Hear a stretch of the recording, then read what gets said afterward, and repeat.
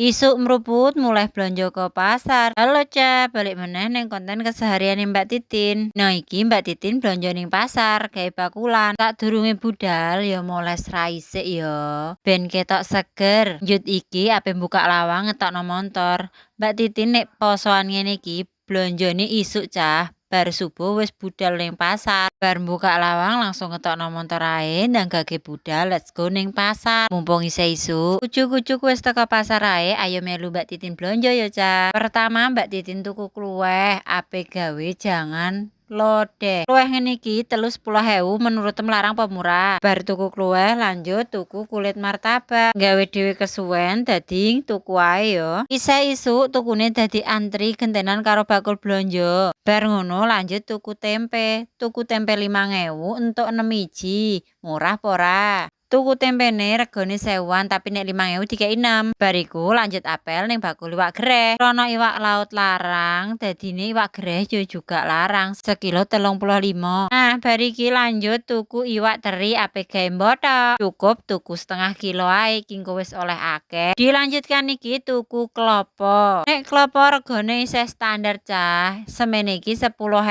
Rono ape mbothok dadi tuku 6 sitok karo tuwa loro gawe nyayur. Dilanjut tuku balungan ayam ape gawe rica-rica. Tuku 2 kilo ae. Malih tuku lombok iki regane lombok rodok mundak Cah. Maklum wulan poso sembarang padha mundak kabeh. Lanjut tuku jagung godhong long karo tauge. Malih meneh iki ape tuku dawet cao karo ketan ireng. Ujuk-ujuk aku wis mulai ke pasar ae iki ya wis padha.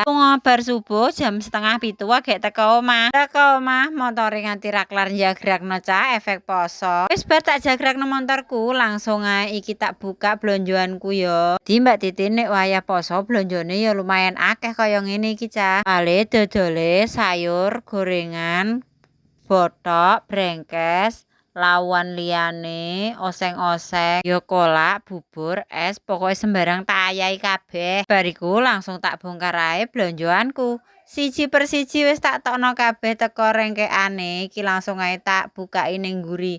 Walah sakmene akeh iki blonjoku. Ngene iki engko lek ngayahi ya sedina dhewe Cah karo sak midere. Dodolan ning wulan poso ngene iki luwih kangelan daripada hari biasa, tapi alhamdulillah pendapatane ya 2 kali lipat. Sio pegel ya tetep seneng ae. Alhamdulillah rezeki sithik akeh disyukuri ya Cah. Blonjoanku wis tak bongkar kabeh iki kari siap eksekusi iris-iris. Ayo Cah ewangi aku.